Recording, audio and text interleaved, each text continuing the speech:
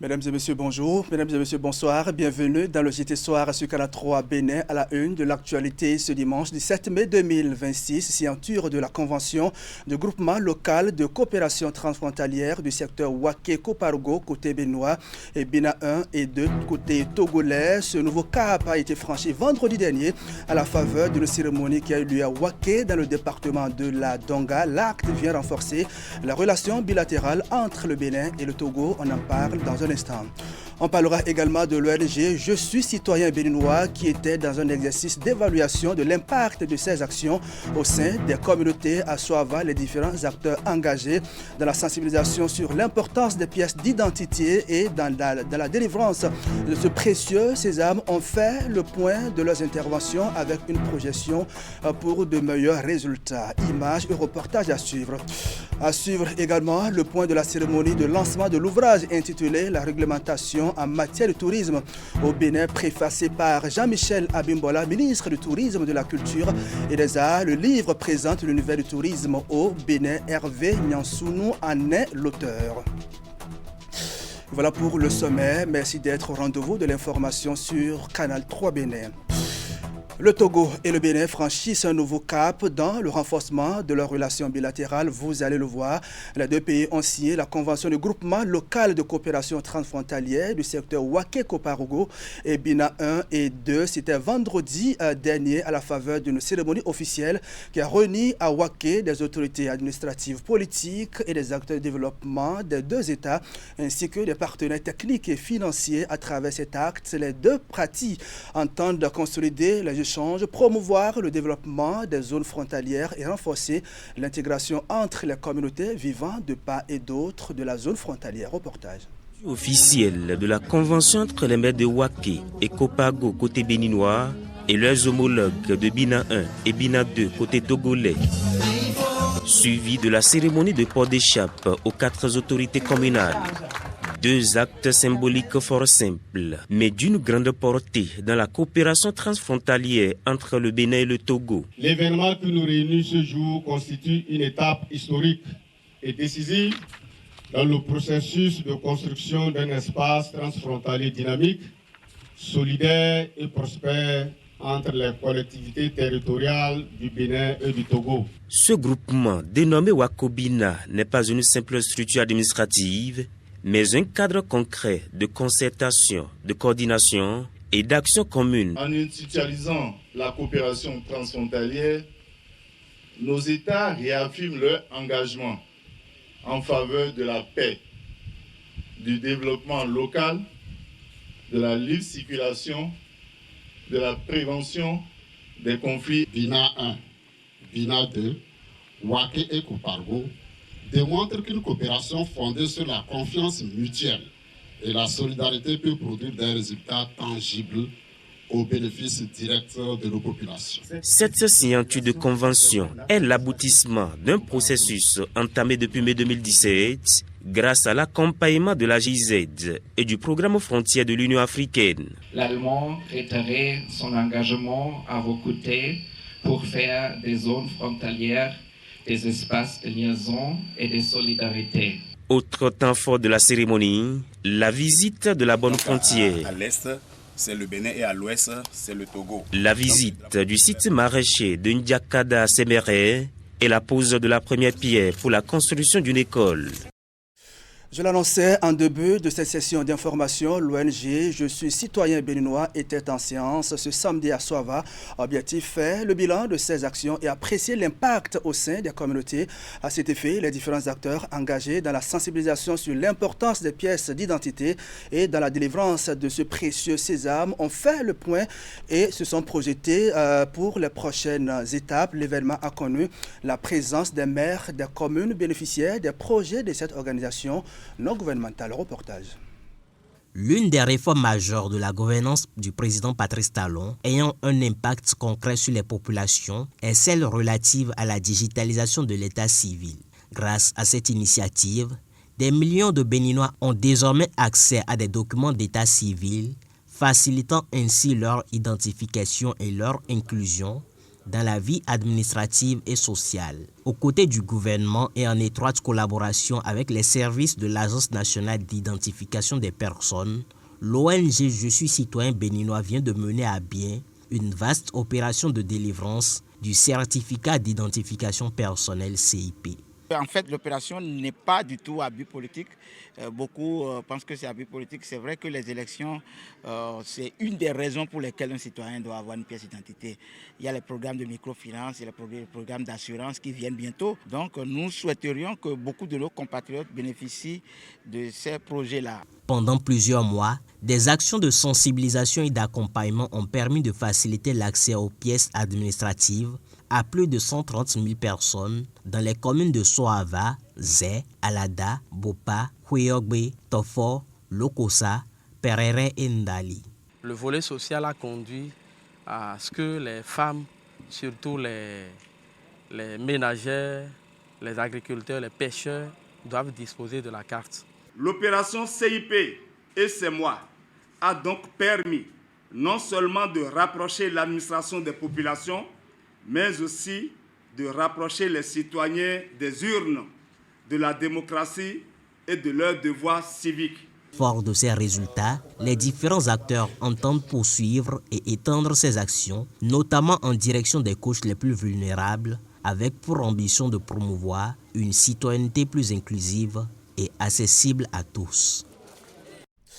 Dans la suite de cette édition, on parle éducation. Vous le savez sans doute, nous sommes à quelques jours des examens de fin d'année scolaire et donc pas de temps pour la distraction alors que le 1er juin, jour de lancement officiel du certificat d'études primaires 2026 approche à grands pas. Enseignants et écoliers sont en ce moment plongés dans la phase d'intense révision. Vous allez le voir. Ceci pour permettre aux candidats d'affronter les épreuves avec sérénité à l'école primaire publique de Zogbo, groupe D, ici à Cotonou. Ingrid Der et Louis Tonokouin sont allés faire le constat. Suivez. Quel est le point qui permet de soulever facilement la charge? Ici. Oui. Le point C. C'est le point C. Pourquoi le point C? Ce sont les épreuves d'éducation scientifique et technologique qui occupent les candidats au certificat d'études primaires ce mercredi matin. À l'école primaire publique de Zogbodé, enseignants et écoliers unissent leurs efforts. L'objectif, aborder les épreuves du CEP avec une assurance totale. Actuellement, on fait les révisions des cours qu'on avait fait avant et on traite des épreuves.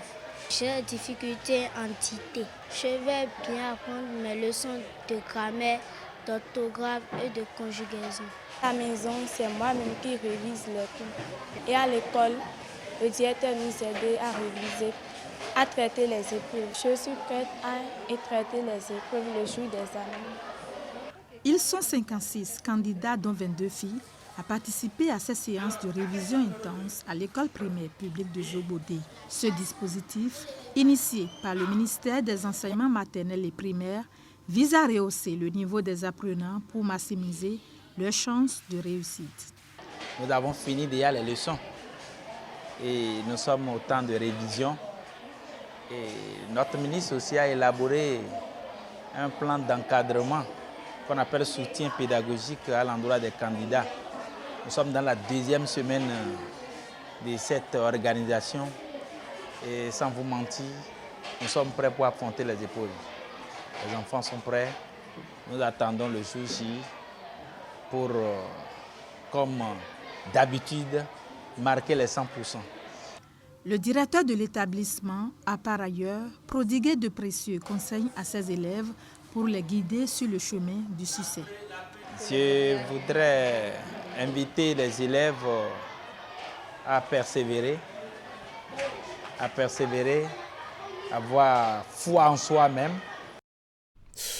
Un autre volet de cette actualité, c'est cette question que l'on se pose. Quel est l'apport du privé au système éducatif béninois?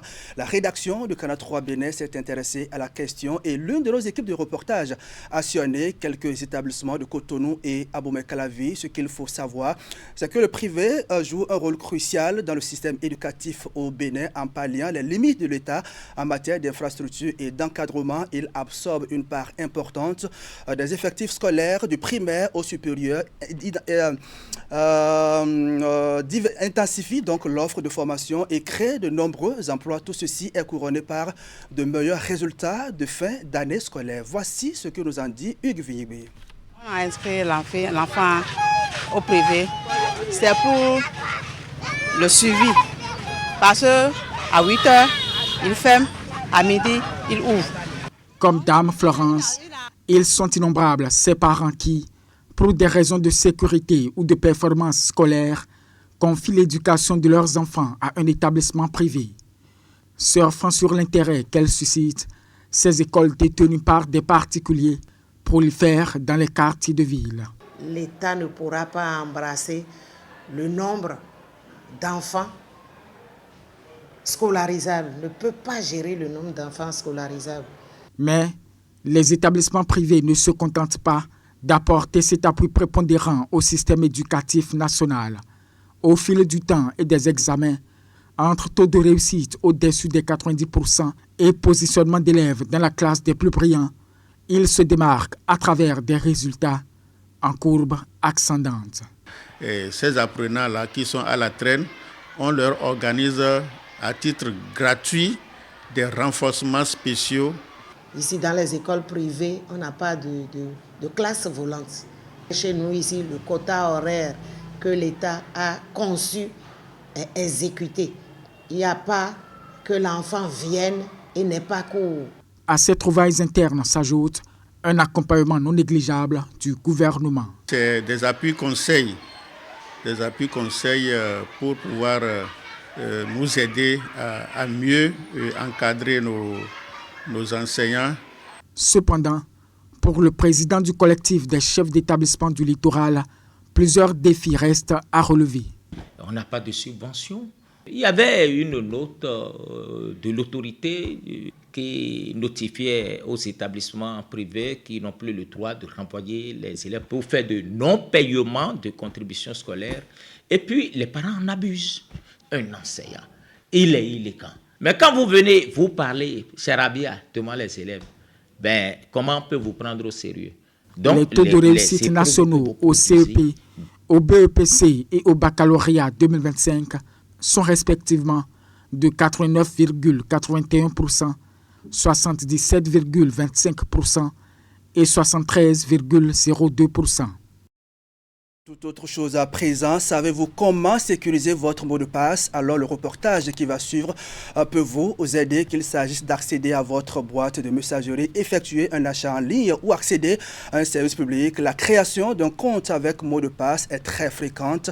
C'est un ensemble de chiffres qui permet de protéger une page. Il constitue la première ligne de défense contre l'accès non autorisé aux comptes en ligne, appareils ou encore des fichiers. Vu son importance, sa création doit être mieux pensé. Regardez. Le mot de passe est un outil indispensable mais négligé. Elodré Djenguin est un jeune homme de 18 ans. Pour créer un mot de passe de son compte Facebook, le jeune étudiant a tout simplement fait référence au numéro téléphonique de sa mère, des coordonnées qu'il estime faciles à mémoriser.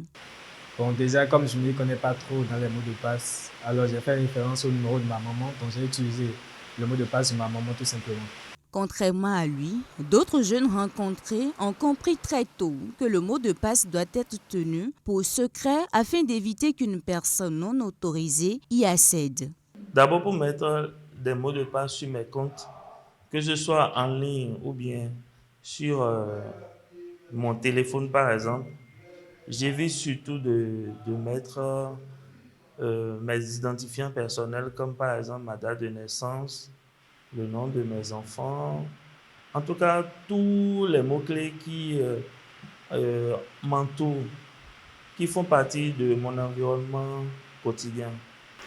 Il est toujours important d'avoir un mot de passe parce que vous savez, quand vous avez un compte par exemple Facebook, pour pouvoir protéger votre compte, il faut un mot de passe afin d'éviter les piratages ou d'empêcher quelqu'un d'autre de pouvoir accéder à votre compte. Bien que le suivi et l'élaboration d'un mot de passe peuvent sembler un défi de taille, quelques conseils de base aident à l'améliorer et le protéger. À titre d'exemple, l'emploi de combinaisons et de chiffres complexes. Aujourd'hui, vous dites qu'on utilise des mots de passe pour protéger nos boîtes email, donc la section de nos boîtes email. Et surtout, si je prends sur le plan national, on utilise beaucoup le mobile money et tous les systèmes mobile money ont un mot de passe qu'on appelle le PIN mobile money et souvent c'est à 4 chiffres, des fois à 5. Donc c'est aussi un mot de passe. Et sa complexité, quand on n'arrive pas à vite deviner ce mot de passe là, on dira que ce mot de passe, il est sécurisé. Aujourd'hui, en 2026, ce mot de passe doit comporter au moins 16 caractères. Et 16 caractères, un mélange de chiffres, de lettres, de caractères spéciaux comme des arrobases, des crochets, et aussi des majuscules. Donc, c'est vraiment assez complexe à retenir pour un humain. C'est ça un mot de passe sécurisé. La sécurité de l'accès aux messageries, réseaux sociaux, banques ou encore applications d'entreprise à travers le mot de passe repose sur une gestion efficace de ces codes secrets, ce qui prémunit contre les cyberattaques de plus en plus courantes dans l'espace virtuel.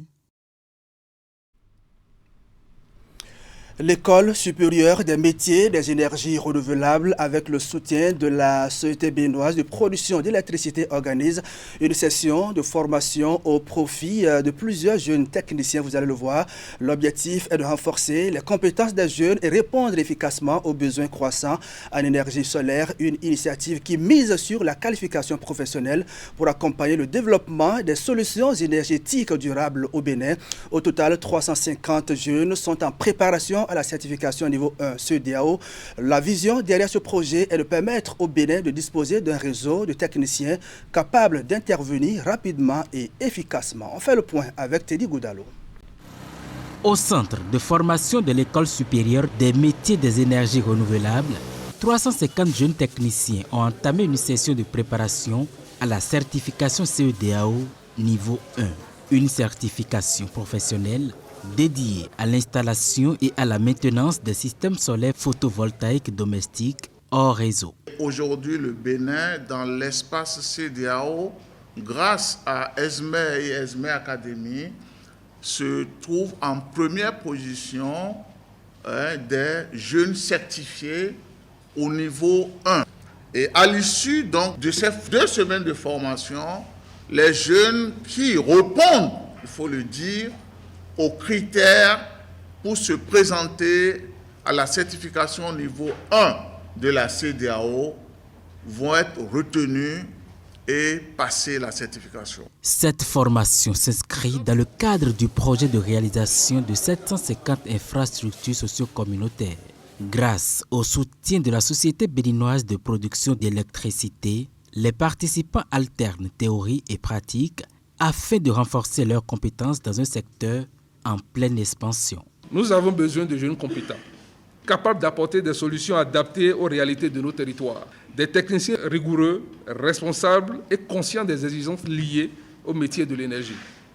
À terme, ces jeunes techniciens seront organisés en pools départementaux et communaux de compétences techniques, pour la raison simple que nous puissions disposer d'un réseau de techniciens répartis sur toute l'étendue du territoire, capables de pouvoir intervenir rapidement et de manière efficace sur l'ensemble du territoire national.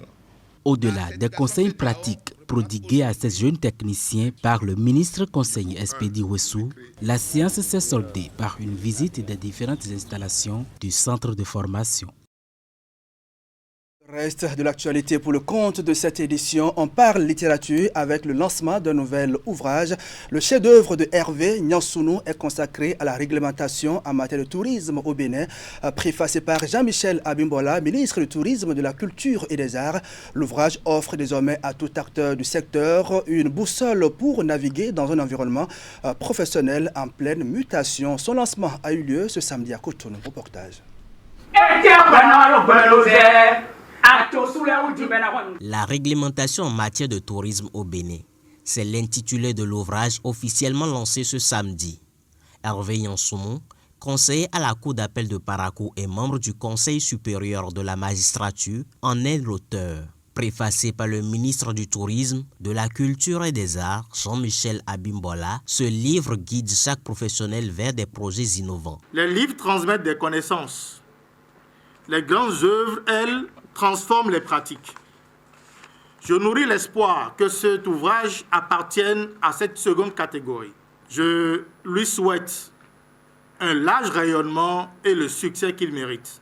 Articulé en 7 chapitres, la réglementation en matière de tourisme au Bénin apporte des réponses claires aux multiples questions que se posent les acteurs du tourisme béninois. Cet ouvrage est en 7 chapitres. Et les 7 chapitres se donnent comme tâche essentiellement de nous présenter un peu l'univers du tourisme au Bénin du point de vue de la législation. Quels sont les tests qui existent, qui organisent le secteur du tourisme au Bénin? Une expérience personnelle vécue il y a quelques années par l'auteur est à l'origine de cet ouvrage. L'histoire de cet ouvrage remonte à 2018-2019 où j'ai eu l'occasion d'échanger avec des étudiants en filière de tourisme, hôtellerie et restauration dans une université privée de Porto Novo. J'étais alors dans mes fonctions de juge au tribunal de Porto Novo.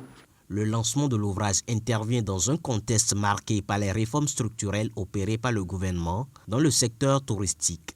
Une célébration qui met également en lumière l'implication des femmes dans le secteur et rappelle les défis qui restent à relever.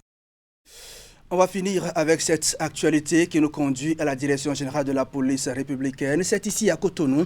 13 officiers supérieurs de l'institution ont été promus à de nouveaux grades. Ils ont porté leur galon le vendredi 15 mai dernier à la faveur d'une cérémonie présidée par l'inspecteur général de police, Brice Alowanou, directeur général de la police républicaine. C'est un moment de reconnaissance de mérite qui a mobilisé les personnels des forces de défense et de sécurité ainsi que les parents et amis des récipiendaires. Reportage. Ils sont 13 officiers supérieurs promus à divers grades pour le compte des 2 premiers trimestres de l'année 2026.